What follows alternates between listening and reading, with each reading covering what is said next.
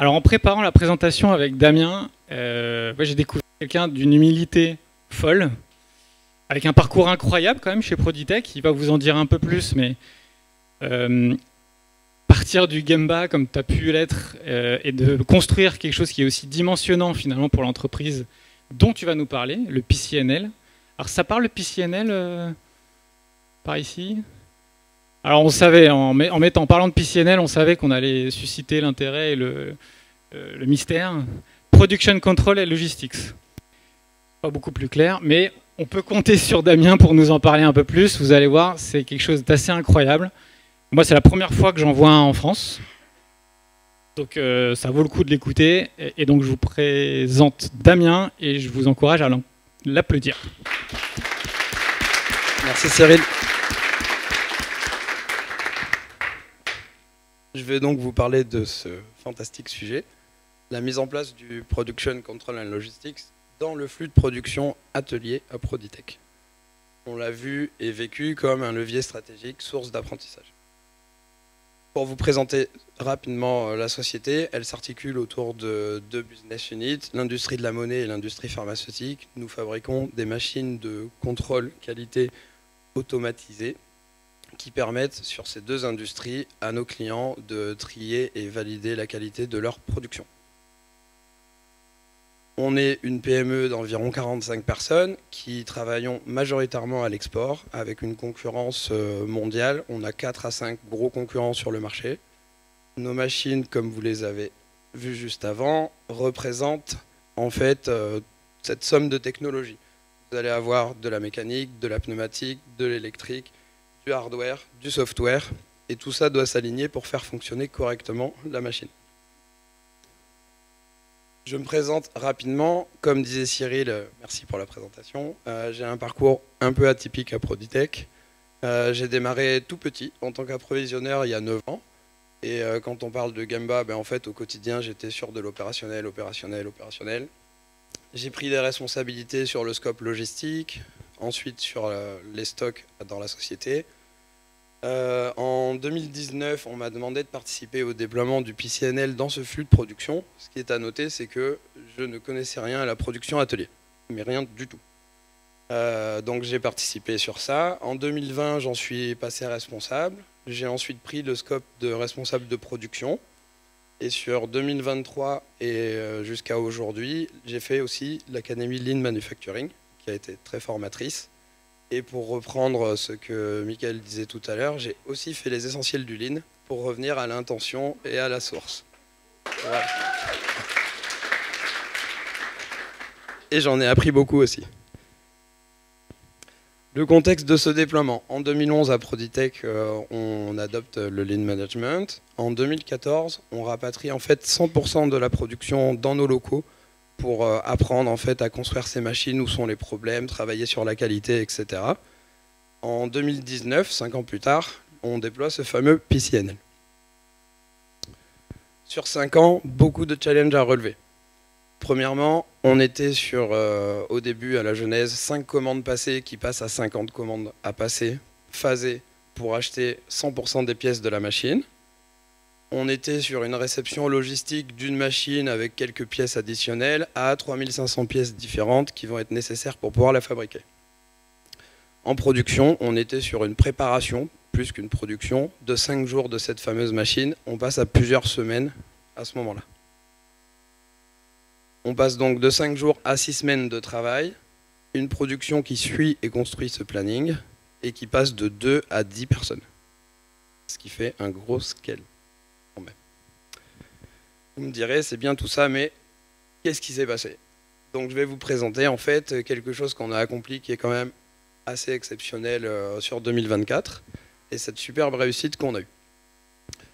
En 2022, on avait en fait ce business unit de monnaie qui était resté encore en marge du déploiement Lean et qui n'en bénéficiait pas. On s'était concentré beaucoup sur la pharmacie et ce BU-là était un peu laissé à l'écart, encore un peu en mode bureau d'études.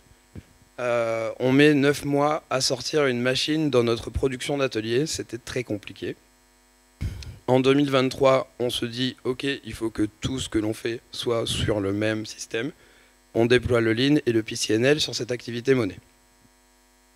En 2024, nous avons un fabuleux projet de fabrication de 6 machines en simultané qui évidemment nous met beaucoup de pression, surtout que la dernière, on avait mis 9 mois à en faire une. On passe 100% de son flux sous le PCNL, de son approvisionnement jusqu'à la sortie d'usine.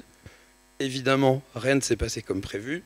On a eu des problèmes de qualité de pièces, des retards, des délais, des apprentissages à faire, etc.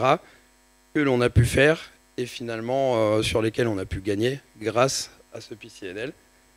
Donc on a réussi sur cette année-là à produire 6 machines en 9 mois, là où 2 ans auparavant, on en avait produit une seule. Ce qui est plutôt waouh. Nous, on en est assez fiers.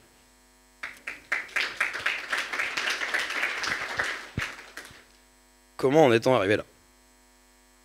En 2019, on a quand même quelques problématiques lorsqu'on décide de déployer le PCNL. On a les lead time qui s'allongent, des défauts de qualité. Évidemment, plus on met de temps à sortir les choses et plus on va regarder la qualité comme étant une donnée secondaire, ce qui n'est pas très bien.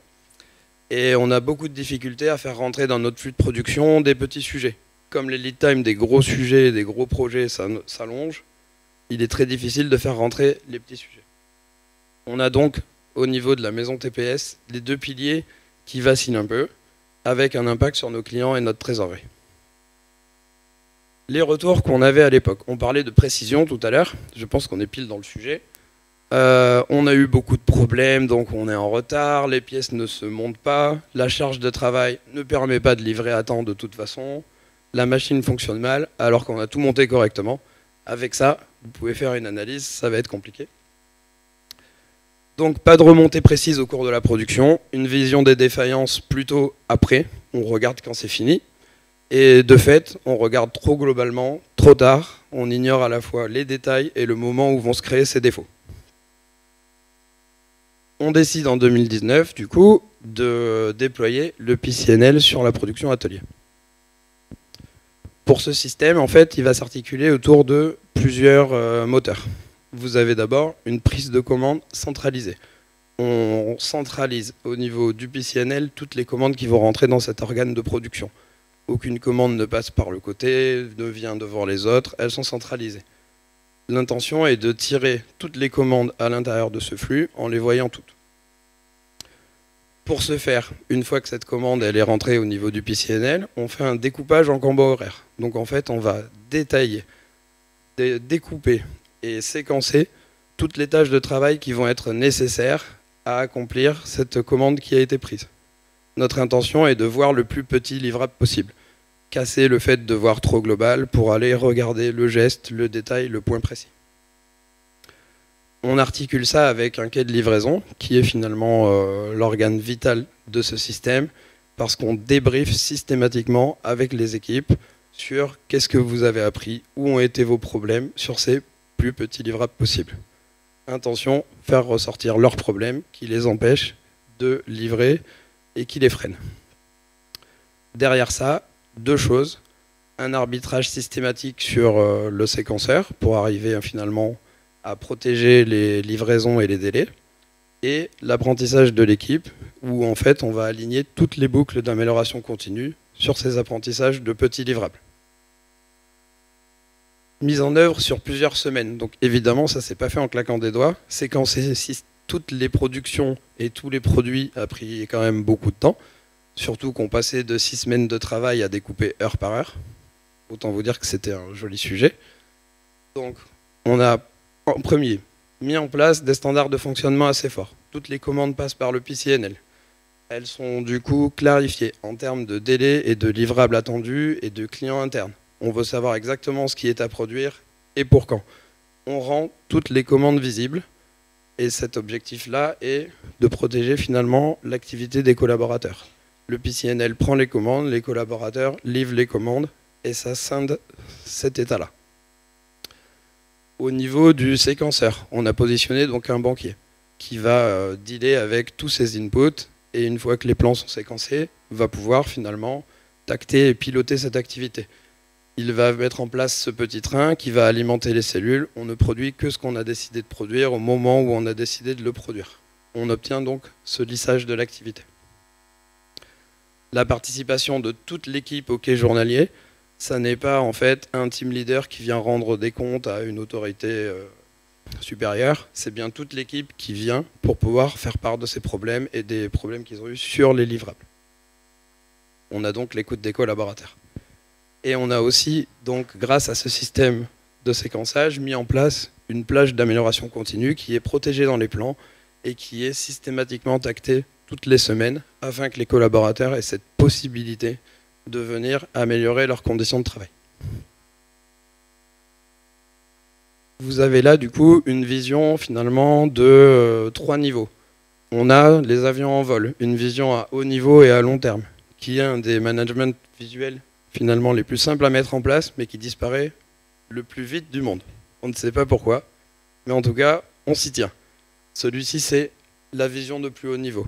Vous avez une vision affinée sur 4 à 5 mois, histoire de dealer avec la charge capacité, de regarder quand on va devoir recruter, si l'équipe est sizée pour pouvoir livrer ce qui est à livrer. Et après, vous avez le fameux séquenceur, le moteur de cette activité. Lui, il est à la semaine et uniquement à la semaine. On borne cette vision sur la semaine en cours, jour par jour, collaborateurs, cellules de travail, tout est présent à l'intérieur. On voit tous les livrables qui sont prévus dans notre activité. On a ici finalement notre triptyque, objectif de ce séquenceur, on veut livrer à l'heure, à la qualité, maîtriser les imprévus et les urgences, et il y en a tous les jours, et faire ressortir un maximum de problèmes et de blocages au niveau de l'équipe. À côté, vous avez la petite usine à cartes qui permet d'alimenter tout ça. Évidemment, là aussi, il y a beaucoup de travail à mettre pour les rendre tous visibles. On obtient du coup ce que je vous présente ici. Au niveau du séquenceur, tout part chaque jour au niveau de l'équipe. Le matin, ils prennent, toutes les cellules sont alimentées et ils ne vont travailler que sur ce qui est prévu via ce séquençage. Le soir, le quai quotidien finalement fait le débrief sur ce plan et revient sur le plan journée qui s'est écoulé, avec tous ses apprentissages, ses problèmes, ses blocages et tout ce qui s'est bien passé. Et ça alimente immédiatement en fait notre système d'amélioration continue, qu'on ne voit pas là, mais qui est en fait directement en face de ce séquenceur, pour faciliter le geste de récupération de ces problèmes et pour n'oublier aucun sujet.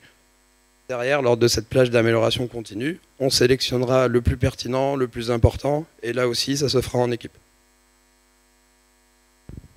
Je vais vous partager 2 cas concrets. Le premier sur de la prise de commande. Donc au début, quand je suis arrivé sur cette entité PCNL, je n'avais pas forcément cette connaissance de l'entité production.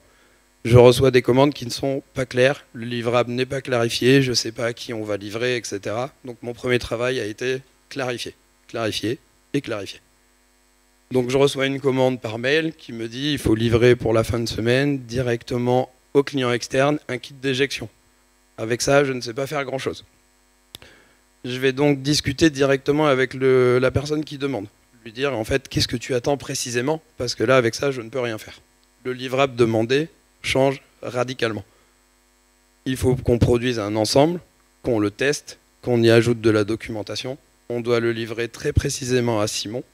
Lorsque je discute avec Simon, qui est du coup mon client identifié, lui me dit, en fait je n'en ai pas besoin à la fin de la semaine, je ne compte travailler sur ce sujet que dans 2 semaines, l'installation est prévue dans 3.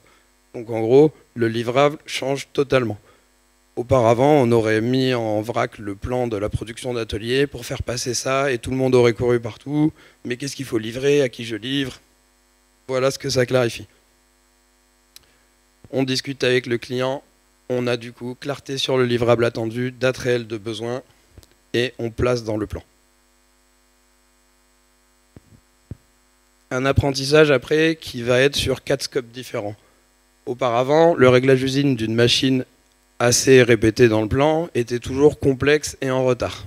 La partie la plus délicate de notre flux de production, arrivée à cette étape-là, on peut avoir une somme de problèmes infinie qui justifie qu'elle est en écart ou que ça ne fonctionne pas bien. C'est très difficile d'aller identifier la cause racine. Le point de départ. On a séquencé donc ce réglage usine. On pensait le faire sur 3 jours. Quand on regarde tous les livrables identifiés nécessaires à le réaliser, on obtient en fait 42 heures de travail. Vous me dites 42 heures en 3 jours, c'est quand même un peu compliqué pour une équipe qui travaille 7 heures par jour, ça ne fonctionne pas. Donc en fait, on obtient finalement 6 jours de travail, mais que nous, on va manipuler heure par heure pendant ces 42 heures. Lors du quai de livraison du jour X, le livrable qui est mis KO est en fait le réglage des éjections prévu en 1 heure. Donc on fait un focus sur un livrable précis de ce réglage usine et non plus sur le réglage usine est en retard. Le PCNL à ce moment-là, comme je vous le montrais sur le petit schéma, va du coup essayer de protéger la livraison de ce réglage usine qui doit quand même se terminer. Essayer de protéger ce qui était prévu dans le plan du lendemain avec ce livrable très précis à replacer dans le plan et les impacts qu'il va générer en n'étant pas livré. Donc en fait, pilotage, arbitrage. Premier niveau. On apprend du coup en rentrant précisément sur ce point-là et ce livrable-là que c'était une valeur qu'on aurait dû déterminer en amont et que l'on n'avait pas vu au moment où on a préparé ce plan. L'apprentissage est immédiat, permet d'être exploité immédiatement et de mettre à jour finalement le plan suivant pour ne pas retomber sur ce même problème. Donc en étant très précis finalement sur ce livrable et sur ce geste, on obtient un apprentissage très précis qui bénéficie directement à la suite de nos productions. Ça, c'était sur des cas concrets. Pourquoi est-ce qu'on voit ça comme un levier stratégique aujourd'hui? Donc là, je vous ai partagé 2 apprentissages. Sachez qu'au quotidien, on en fait à peu près entre 10 et 20 chaque jour. Des petits, des plus gros, des très importants. Et qu'en fait, ils sont tous finalement en train d'alimenter notre base de compétences, faire progresser l'équipe et amener cette précision que l'on n'arrivait pas à obtenir auparavant. Donc en fait, on le voit comme un levier stratégique parce que désormais, on est plutôt en train de livrer à l'heure chaque client et nos lead time, au lieu de s'allonger, reviennent dans un cadre plutôt maîtrisé. On arrive à obtenir cette vision précise de nos problèmes à l'intérieur du flux, une meilleure compréhension sur les livrables individuels, une fluidité dans le flux de production qui est assez notable. Et on a aussi finalement un effet qu'on n'imaginait pas lorsqu'on l'a déployé parce qu'on ne savait pas que ça allait arriver. En post-Covid, lorsque l'activité a redémarré, ça nous a offert énormément de réactivité et de fluidité en fait face à cette reprise d'activité. On a pu tirer finalement toutes les commandes qui arrivaient, les tacter et avoir d'énormes gains à ce moment-là. On le voit comme un levier d'apprentissage. Vu qu'on arrive à cibler précisément sur quel livrable on doit progresser chaque fois, quel est le geste sur lequel on doit apprendre, quel est le problème sur lequel on doit apprendre, on est vraiment très précis au niveau de ces apprentissages. On arrive à cibler les éléments à mieux préparer en amont, afin finalement de mettre l'équipe dans de meilleures conditions de réussite par la suite. Les collaborateurs qui auparavant étaient sur beaucoup de gestion et d'arbitrage eux-mêmes au sein de leur plan journée, sont désormais focus en fait sur le livrable, sur le geste, et se concentrent sur ça pour s'améliorer.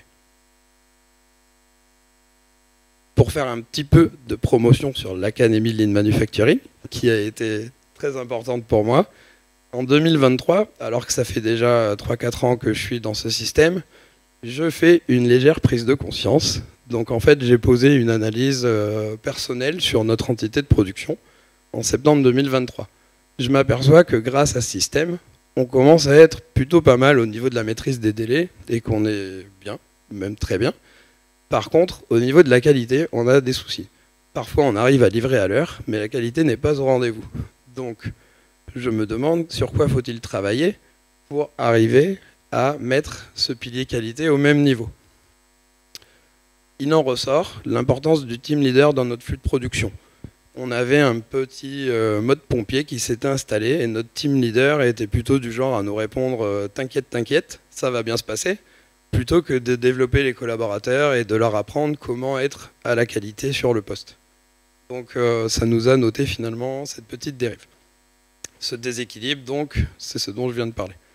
On se focalise un peu trop sur la livraison, pas assez sur la qualité du livrable. Bon, je pense que beaucoup connaissent ce problème.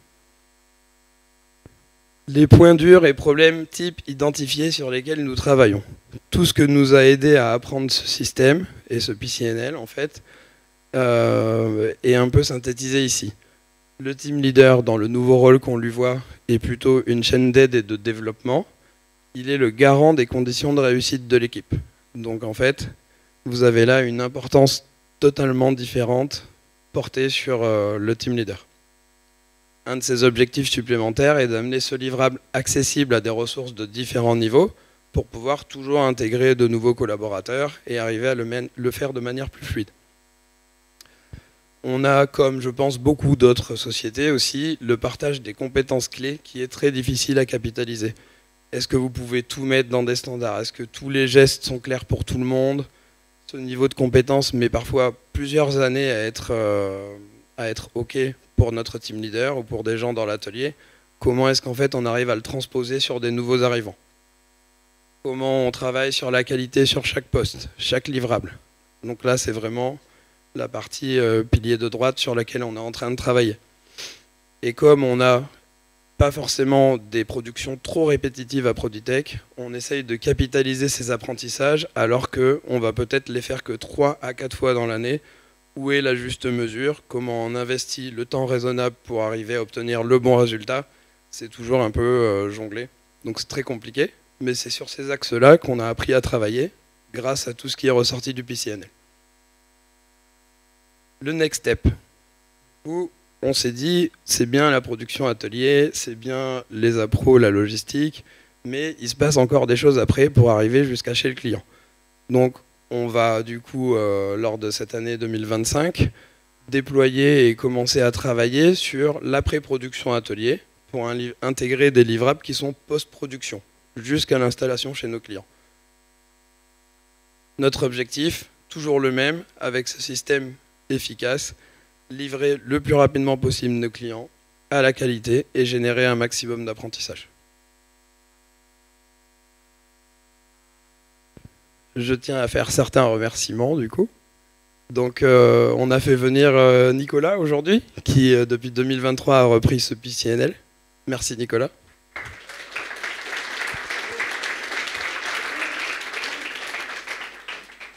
Ceux qu'on ne doit jamais oublier, ils sont là, parce que le système PCNL c'est très beau, mais sans les collaborateurs qui livrent cette valeur, il ne sert pas à grand chose. Donc il est pour eux et pour la société. Je tiens à remercier Julien et Christophe, notre directeur et notre président, pour leur accompagnement et ma progression qu'ils m'ont permis à Produitech sur ces 9 ans. Julie qui m'entend souvent râler et souffler lorsqu'elle vient faire son rôle de sensei. Et du coup, merci. Et merci à vous tous, j'espère que c'était agréable.